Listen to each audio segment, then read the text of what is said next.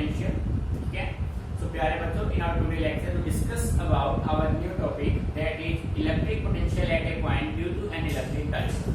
बेटे तो electric potential है किसी भी डायपोल के, जैसे काफी इंपोर्टेंट टॉपिक है, सीबीएसई इसको 2-3 टाइम्स रिपीट भी कर चुका है। ठीक है, सो स्टार्ट करते हैं इसको। Electric potential at a point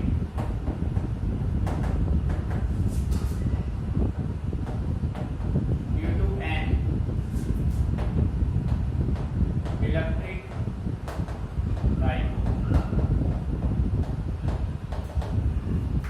बेटे आपको राइटिंग कुछ करना नहीं है, बस कंप्लीट फोकस आपका बोर्ड पर है, चीजों को अच्छे से समझना है। ठीक है, फिर इसके बाद हम इन पे न्यूमेरिकल्स अप्लाई करेंगे। देखो टॉपिक आपका है electric potential at a point due to an electric dipole. So प्यारे बच्चों, सबसे पहले हमें क्या चाहिए? सबसे पहले हमें चाहिए इलेक्ट्रिक डायपोल। सो इसके लिए हम यूज कर लेते हैं, स्टेटमेंट अपना इसमें में होगा, let us consider an electric dipole P Q to A in uniform electric field E at angle theta. ठीक है, ये देखो बेटे, आपने मान लिया कि अपने पास एक कोई इलेक्ट्रिक डायपोल है, ये इस डायपोल का नेगेटिव चार्ज हो गया, ये इस डायपोल का positive charge, negative charge Q, positive charge Q। और प्यारे बच्चों, दोनों के बीच का जो डिस्टेंस होता है वो फिक्स है, वो क्या होता है? वो होता है 2a। कितना होता है भाई? 2a। ये आपने इलेक्ट्रिक डायपोल अज्यूम कर लिया। अब इस इलेक्ट्रिक डायपोल को हम करते क्या है बेटे, ध्यान से सुनना है। अब हम इस इलेक्ट्रिक डायपोल को 2 इक्वल पार्ट्स में डिवाइड कर देते हैं। जब आप इसको 2 इक्वल पार्ट्स में डिवाइड करेंगे तो ये होगा centre of dipole. This is centre of dipole O। प्यारे बच्चों, टोटल डिस्टेंस आपका था 2a। टोटल डिस्टेंस क्या था? 2a। तो अब ये डिस्टेंस कितना मिला? a। और ये डिस्टेंस कितना मिला? a। नहीं समझ में आ गया? अब हम करते क्या हैं, हमें इलेक्ट्रिक पोटेंशियल फाइंड आउट करना है किसी पॉइंट पे।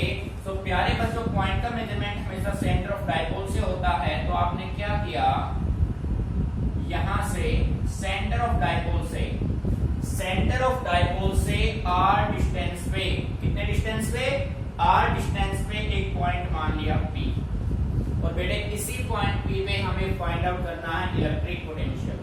प्यारे बच्चों, किसी भी डेरिवेशन में सबसे इंपॉर्टेंट होता है उसका ज्योमेट्री।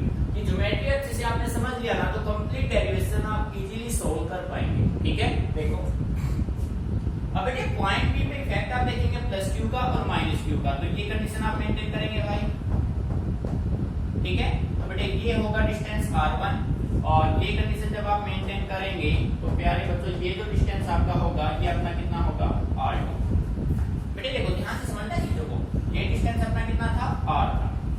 यहाँ तक डायग्राम अच्छे से क्लियर, कोई प्रॉब्लम नहीं है। ठीक है बेटे, अब हमने क्या किया, इस लाइन PO को, जो अपना लाइन PO है, इसको आप आगे की तरफ रिड्यूस कर दीजिए। बेटे बात समझ में आ रही है? Let us reduce PO। हमने PO को आगे की तरफ रिड्यूस किया, फिर हमने इस पॉइंट को नाम दिया A, इसको नाम दिया P। ठीक है भाई, बेटे ध्यान दीजिए, let us reduce PO and draw perpendicular AL। बेटे पॉइंट A से आपने परपेंडिकुलर ड्रॉ किया AL, और पॉइंट B से आपने परपेंडिकुलर ड्रॉ किया BM। बेटे मीनिंग आ रहा है समझ में? ठीक है, देखो भाई, आपने PO को आगे की तरफ रिड्यूस किया, फिर पॉइंट A से इस रिड्यूस PO पे परपेंडिकुलर आपने ड्रॉ किया, उस परपेंडिकुलर पॉइंट को नाम दिया आपने L। सो AL परपेंडिकुलर हो गया PO पे। सिमिलर वे में B से परपेंडिकुलर ड्रॉ किया PO पे, इसका नाम हो गया M। So BM is the perpendicular on PO। मेरी बात समझ आ रही है?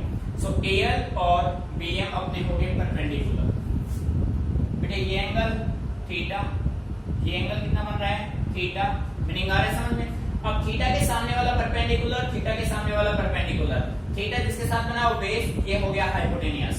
थीटा के सामने वाला परपेंडिकुलर, जिसके साथ बना वो बेस, और ये क्या हो गया? हाइपोटेनियस। मींस OA एक इक्वल, OB एक इक्वल, दोनों क्या है? हाइपोटेनियस है, अलग अलग ट्रायंगल्स में। मेरी बात समझ आ रही है? So we can say right here from figure, बड़े ध्यान समझना, डायग्राम आपका कंप्लीट हो चुका है, पूरा फोकस आपका बोर्ड पे रहे। फ्रॉम फिगर इन ट्रायंगल, बेटे सबसे पहले मैंने ट्रायंगल पिक किया ALO, सिमिलर अपने पास इन ट्रायंगल, भाई ये तो हो गया A L O B M O बेटे, यहाँ पे एल परपेंडिकुलर है, यहाँ पे बी एम परपेंडिकुलर, दो ट्रायंगल आपके पास गिवन है, ठीक है। अब इस ट्रायंगल में देखो, यहां से मैं फाइंड आउट कर लेता हूं cos थीटा। बेटे cos थीटा होता है base by hypotenuse. Triangle A L O में बेस अपने पास क्या है ओ एल, हाइपोटेनियस क्या है ओ ए। तो बेटे आप राइट करेंगे ओ एल अपॉन ओ ए, ठीक है भाई। बेस अपने पास क्या है ओ एल, हाइपोटेनियस क्या है ओ ए। सो बेटे ओ एल की वैल्यू क्या होगी, ओ से ए की वैल्यू क्या है ए। सो बेटे ये हो गया ए cos थीटा। ये मीनिंग आपके समझ में, ये काम आएगा भैया, यहां तक क्लियर। सिमिलर अब हम बात करते हैं ट्रायंगल PMO की। PMO में बेस है OM, परपेंडिकुलर है BM और हाइपोटेनियस है BO, ठीक है। सो बेटे यहां से cos थीटा क्या होगा, cos थीटा होगा परपेंडिकुलर, सॉरी बेस अपने पास क्या है OM अपॉन OP। सो बेटे cos थीटा यहां से हम बात करें OM की, सो OM यहां से क्या हो जाएगा, ये भी क्या होगा a cos थीटा। बेटे मीनिंग क्लियर है। आपने OL और OM दोनों की वैल्यू आपने फाइंड आउट की। बेटे यहां तक मीनिंग क्लियर। अब देखो फ्रॉम फिगर, बेटे जो R है वो वेरी वेरी ग्रेटर किससे है A से। जो आपका सेंटर ऑफ डायपोल है और पॉइंट P तक का डिस्टेंस जो आपका R है वो इस A के कंपैरिजन में वेरी वेरी ग्रेटर अगर है, सो आप ये कह सकते हैं इस कंडीशन में R1 अपना, बेटे ध्यान से सुनना, R1 अपना नियर इक्वल किसके हो जाएगा PM के, और R2 अपना नियर इक्वल किसके हो जाएगा PL के। बेटे आपने जो परपेंडिकुलर ड्रॉ किए है ना, ये अपना R1 नियर इक्वल होगा PM के, R2 नियर इक्वल होगा PL के, ठीक है।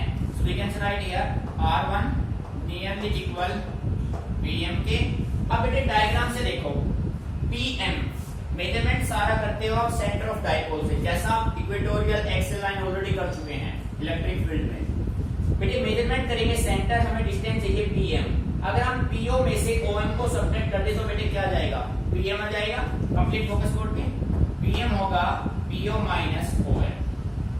अब देखो बेटे P से O की वैल्यू क्या है R, OM की वैल्यू क्या है a cos थीटा। सो प्यारे बच्चों R1 की वैल्यू क्या पुट करेंगे आप R minus a cos theta. Meaning समझ में आ गया। And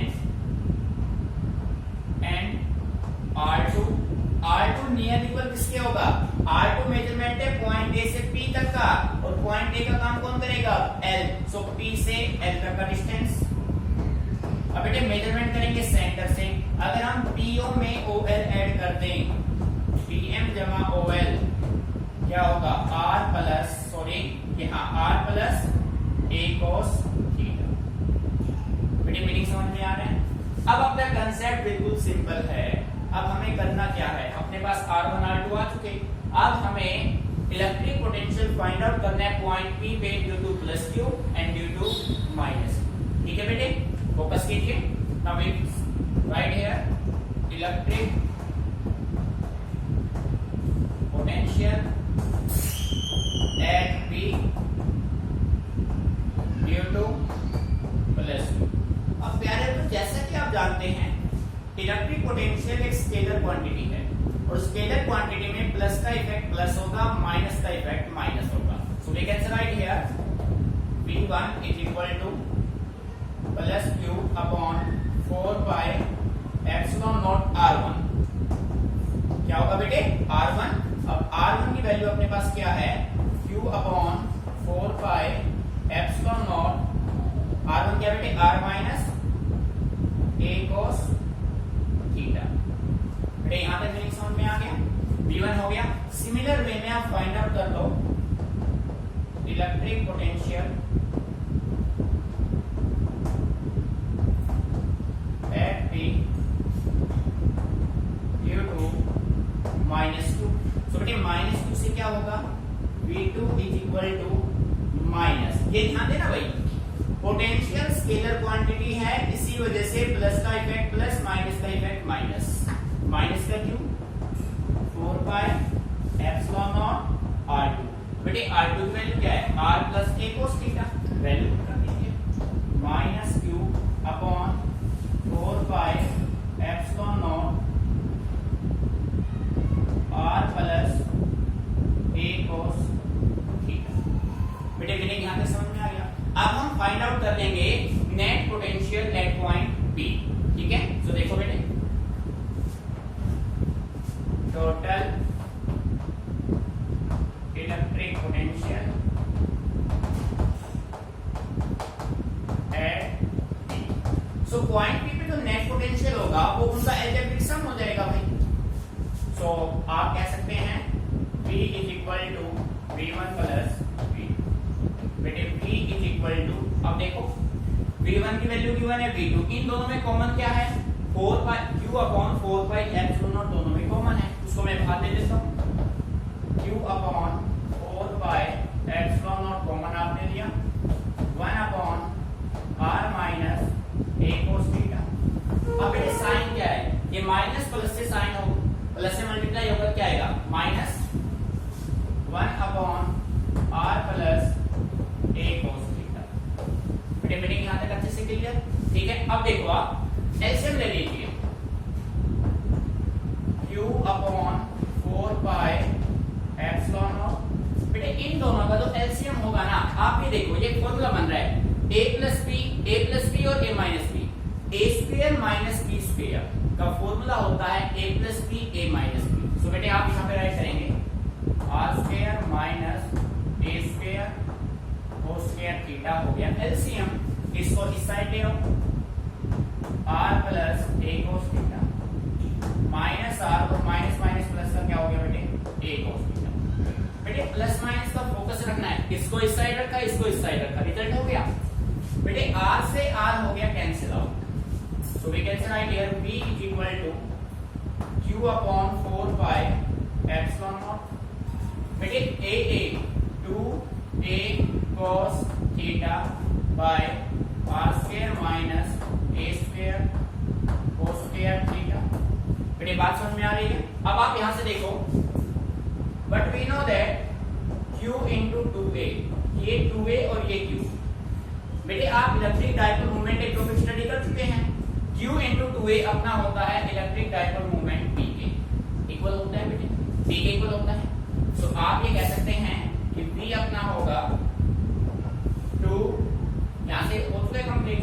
so P cos theta divided by r square minus a square cos square theta.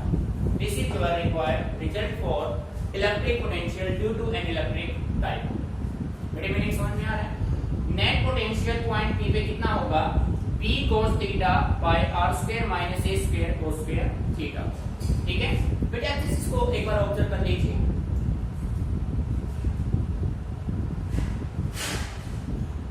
अब देखो भाई यहीं पे बेटे मैं है ना स्पेशल केस लगा रहा हूं, special case.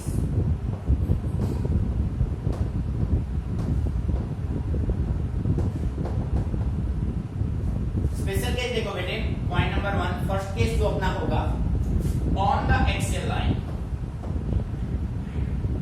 If condition maintain कर लेते हैं, इफ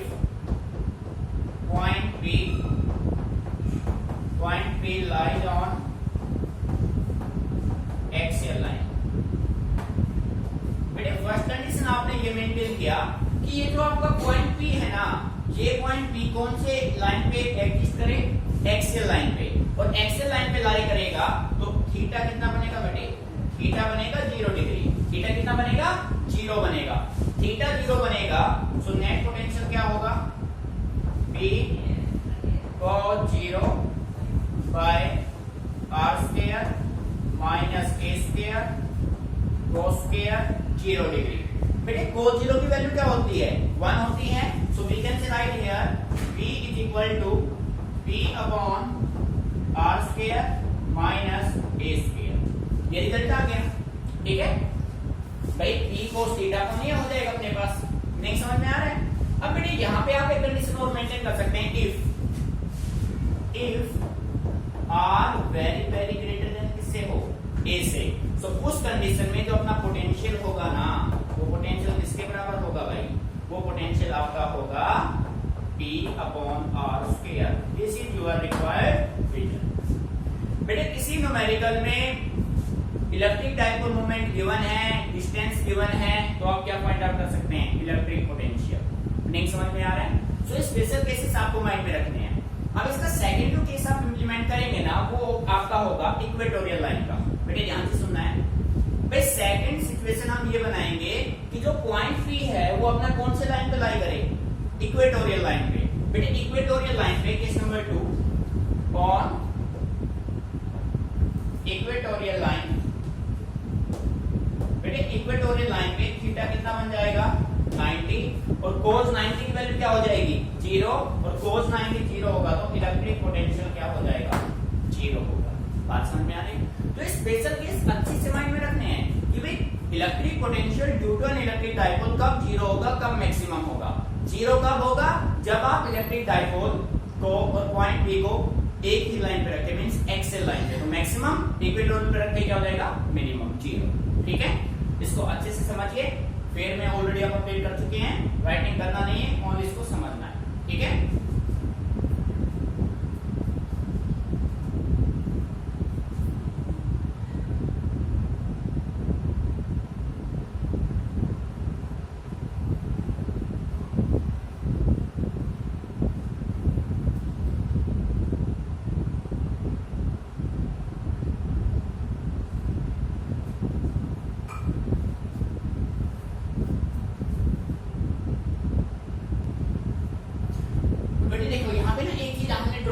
ड्रॉप कर दी। ये 4πε0 भी था ना भाई, ये सभी के साथ बेटे मल्टीप्लाई कर लेना है। एक कभी सोचो एक गायब हो गया, सभी के साथ मल्टीप्लाई करेगा बेटे 4πε0 r², 4πε0। ठीक है, तो रिजल्ट अपना फाइनली क्या बनेगा?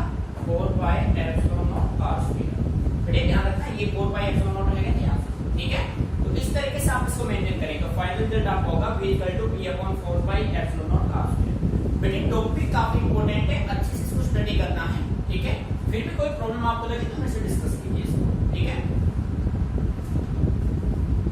बेटे इसके बाद अब हम बात करते हैं, नेक्स्ट टॉपिक अपना बनेगा इक्विपोटेंशियल सरफेस। ठीक है, देखो रख रहा हूं मैं इसको।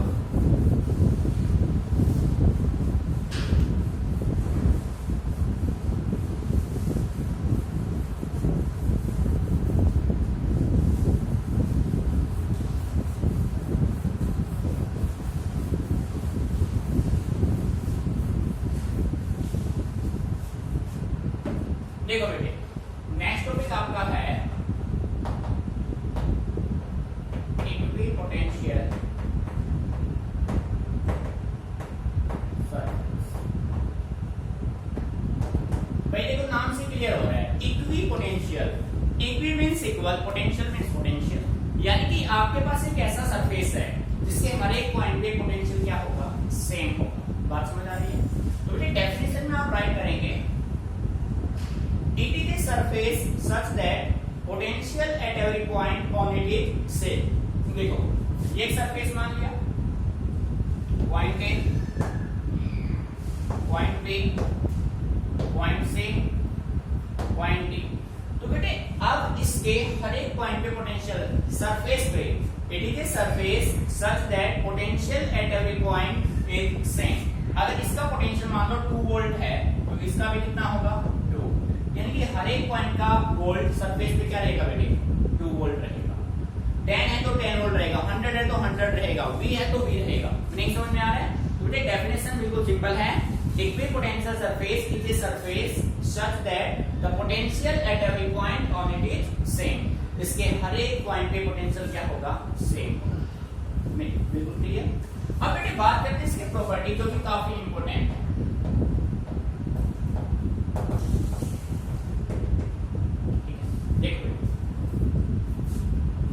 बेटे अब हम बात करते हैं कि भाई प्रॉपर्टीज क्या है इक्विपोटेंशियल सरफेस की। बेटे जैसा कि आपने टॉपिक स्टडी किया था लाइन ऑफ इलेक्ट्रिक फोर्स, और we can say that electric field lines. बेटे वहां पर भी डिस्कस किया था कि 2 electric field line can never intersect each other. फिर हमने आंसर भी दिया था, रीजन इसका ये था, if they intersect each other then we have 2 tangent at a point of intersection and the 2 tangent give 2 direction at a point that is not possible. तो बेटे सिमिलर वे में आप ये कह सकते हैं 2 equipotential surface can never intersect each other. बात समझ आ रही है? कभी भी दो इक्विपोटेंशियल सरफेस एक दूसरे को इंटरसेक्ट नहीं कर सकते, कभी भी नहीं करेंगे। बात समझ आ रही है? माइंड में रखिए, सेम इलेक्ट्रिक फील्ड की तरह कंसेप्ट। सेकंड पॉइंट मैंने आपसे ये कहा, द वर्क डन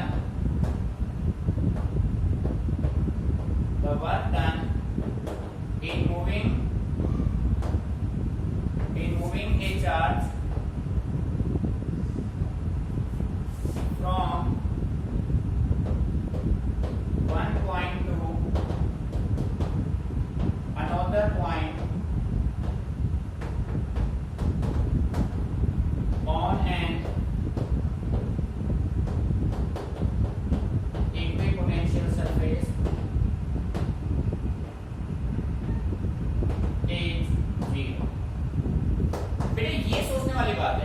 भाई बेसिकली हम ये कहते हैं, जब हम किसी बॉडी पे फोर्स एक्सर्ट करें, बॉडी डिस्प्लेसमेंट कर दे, तो वर्क डेफिनेटली होगा। पर अब हम ये कह रहे हैं कि जब आप किसी इक्विपोटेंशियल सरफेस पे, देखो इसी सरफेस पे मैंने क्या किया, समय के पोटेंशियल मैंने P मान लिया। कितने मान लिए भाई? V। अब मेरे पास एक चार्ज था Q। अब मैं उस चार्ज Q को कहां पे लेके जा रहा हूं? मैं पॉइंट A से कहां पे लेके जा रहा हूं? B पे लेके जा रहा हूं। कहां पे लेके जा रहा हूं? B। A से भी जा रहा हूं, ठीक है। और हम ये कह रहे हैं, जब आप एक चार्ज को किसी इक्विपोटेंशियल सरफेस पे एक पॉइंट से दूसरे पॉइंट पे लेके जाएंगे तो वर्क डन क्या होगा? 0 होगा। तो भाई कैसे मान ले कि 0 होगा? हमें इसको प्रूव करना पड़ेगा ना कि जब आप किसी इक्विपोटेंशियल सरफेस पे, ये सरफेस कैसा है? Equipotential surface. जब आप किसी इक्विपोटेंशियल सरफेस पे one point two another point आप जाएंगे तो वर्क होगा 0। ये आपको प्रूव करना है, ठीक है। तो देखो बेटे, as we know that, इसको प्रूव कर रहा हूं मैं, as वर्क किसके बराबर होता है बेटे? Charge into potential. और पोटेंशियल के से भी आप जा रहे हैं, ये होगा VPA। पोटेंशियल का डिफरेंस क्या है? Point minus initial. तो बेटे work done is equal to charge into potential, VP minus क्या होगा? VA होगा। बट वी नो दैट, देखो बेटे, पर जैसा कि हम जानते हैं इक्विपोटेंशियल सरफेस पे हर एक पॉइंट पे पोटेंशियल क्या रहेगा? सेम। सो VP और VA दोनों क्या है? इक्वल। तो दोनों इक्वल होंगे तो वर्क डन क्या होगा? Q into 0। सो बेटे वर्क क्या होगा? 0 हो गया भाई। मीनिंग आ रही समझ में? So potential at every point same है। पोटेंशियल सेम है तो जब आप एक ऐसा सरफेस जिसके हर एक पॉइंट पे पोटेंशियल सेम है, एक चार्ज को दूसरे पॉइंट तक लेके जाएंगे तो वर्क डन हमेशा क्या होगा? 0। अच्छे से इसको समझिए, ऑब्जर्व कीजिए।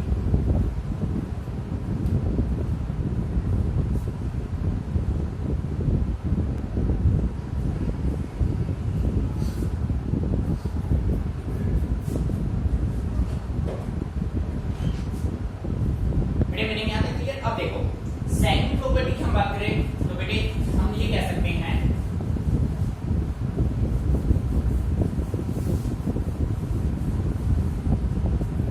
बेटे सेकंड हम ऐसा कह सकते हैं कि इलेक्ट्रिक फील्ड जो होगा, electric field is perpendicular to the equipotential surface. ये बात समझ में आ रही है? फिर सेकंड हम ये कह रहे हैं कि जो अपना इलेक्ट्रिक फील्ड होगा वो परपेंडिकुलर होगा किसके? Equipotential surface. हमेशा ध्यान रखिए, electric field is perpendicular to the equipotential surface. ये समझ में आ रहा है? अब देखो बेटे आपको प्रूव करना है, तो प्रूव कैसे करेंगे? सबसे पहले आप ये मान लो कि आपके पास ये कोई इक्विपोटेंशियल सरफेस है, मान लिया। अब इस इक्विपोटेंशियल सरफेस ये पॉइंट मान लिया मैंने A और ये पॉइंट मैंने मान लिया B। मान लिया इसका पोटेंशियल B, इसका भी पोटेंशियल B, ठीक है। अब हमने क्या किया, हमारे पास कोई बॉडी है उसको हमने मूव किया एक स्मॉल डिस्प्लेसमेंट dl से, ठीक है भाई। A से B हम गए, डिस्प्लेसमेंट हमने कितना कवर किया? dl कवर किया। और हमें प्रूव करना है कि इलेक्ट्रिक फील्ड परपेंडिकुलर होगा इक्विपोटेंशियल सरफेस के। तो प्यारे बच्चों देखो, जैसा कि आप जानते हैं इलेक्ट्रिक पोटेंशियल आपका होता है वर्क अपॉन चार्ज, और हम ये कह सकते हैं और ये किसके बराबर होता है? माइनस का E dl में। बेटे ये ऑलरेडी हम प्रूव कर चुके हैं ना, कैसे आया था ये? होता है। अब आपको कंडीशन ये लेना है, और पोटेंशियल आपका कौन सा होगा? आप पोटेंशियल दे पॉइंट A से पॉइंट B, तो पोटेंशियल डिफरेंस क्या होगा? VPB है। किसके बराबर होगा, माइनस का EDL। EDL होगा, डायरेक्शन रिप्लेस कर दूं तो मैं यहाँ पे क्या आएगा, cos थीटा आएगा। अरे हाँ या ना बेटे, इन दोनों को आप ऐसे राइट कीजिए, VP minus VA is equal to minus EDL cos theta. बेटे क्लियर है? अब देखो बेटे, यहां से मैं ये कह सकता हूं कि पोटेंशियल तो दोनों पे क्या है, इक्वल है। भाई जब ये इक्विपोटेंशियल सरफेस है तो पॉइंट ए और पॉइंट बी दोनों के पोटेंशियल क्या होंगे, सेम होंगे। सो बेटे वैल्यू पुट करेंगे तो VP और VP दोनों की वैल्यू क्या है, V माइनस का EDL cos थीटा। ठीक है, सो बेटे किसके बराबर हुआ, 0 की EDL cos थीटा। सो बेटे मैं यहां से कह सकता हूं कि E किसके परपेंडिकुलर है, भाई cos में वैल्यू 0 किसकी होती है, cos 90 की। इसकी वैल्यू होती है cos 90। सो बेटे E परपेंडिकुलर किसके होगा, DL के। हेंस ठीक है। सो प्यारे बच्चों, इन कंडीशन को अच्छे से आपको ऑब्जर्व करना है। इक्विपोटेंशियल सरफेस सिमिलर वे में होगा जैसा आपने किया था इलेक्ट्रिक फील्ड लाइन, बस थोड़ा सा चेंज। ठीक है, सो कांसेप्ट को अच्छे समझिए, फिर इस पे करेंगे न्यूमेरिकल्स।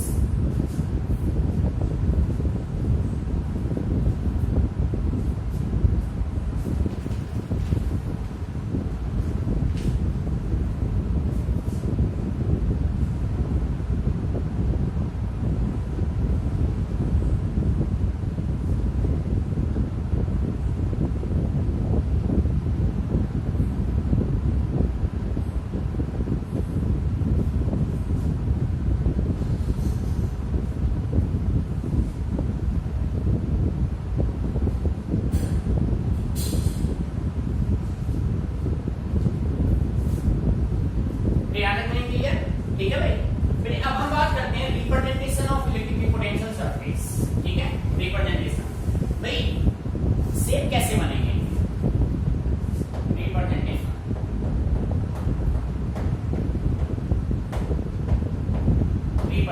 देखो भाई, फर्स्ट मैंने लिया due to a single positive charge.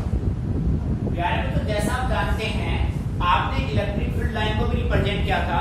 Electric field line start होते हैं पॉजिटिव, टर्मिनेट होते हैं नेगेटिव। सो इक्विपोटेंशियल सरफेस अगर आप इस तरह से ड्रॉ करें एक पॉजिटिव चार्ज, तो बेटे वो ऐसे बनेगा।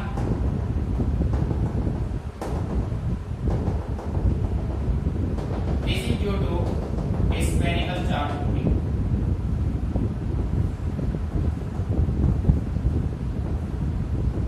ये कंडीशन मेंटेन करेंगे, समझ रहे हैं? मीनिंग अच्छे से क्लियर? ये होगा due to a single positive charge. अब सिमिलर वे में हम बात करते हैं due to an electric dipole. Due to an electric dipole, किसी भी इलेक्ट्रिक डाइपोल की वजह से इलेक्ट्रिक इक्विपोटेंशियल सरफेस को कैसे रिप्रेजेंट करेंगे? बेटे जैसा आप जानते हैं इलेक्ट्रिक डाइपोल किससे बनता है, ऐसे ये नेगेटिव चार्ज और ये कैसा होगा, पॉजिटिव चार्ज। अब दोनों पे अब आप ये देखो बेटे, ध्यान सुना, ये पॉजिटिव नेगेटिव एक दूसरे को क्या करेंगे, अट्रैक्ट करेंगे। क्या करेंगे, अट्रैक्ट। तो ये कंडीशन मेंटेन करेगा, यानी यहां से डिस्टेंस कम लेगा और यहां से कम होगा, यहां से ज्यादा होगा।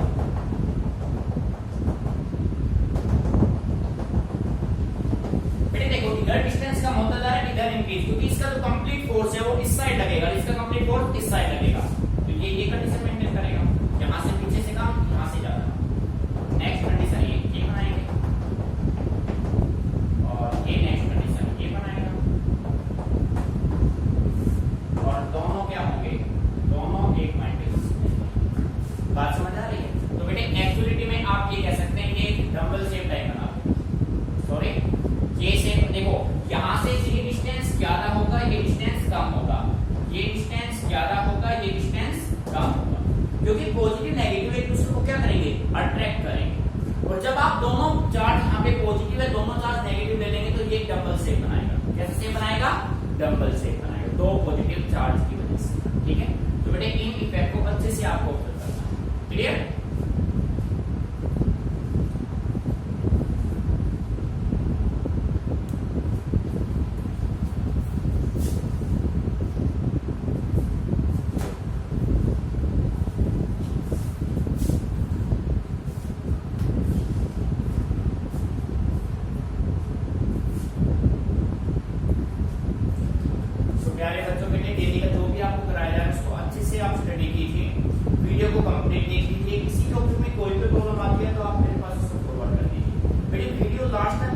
देखा करो और डेली का डेली प्रैक्टिस करो और उसको मेरे पास फॉरवर्ड करो, ठीक है। बेटा आपका जो भी होमवर्क है, इंटरनल असेसमेंट हमारे लिए काफी इंपॉर्टेंट है, इनका रिकॉर्ड मेंटेन करना जरूरी है। रिकॉर्ड मेंटेन सही नहीं होगा तो बाद में फिर आपके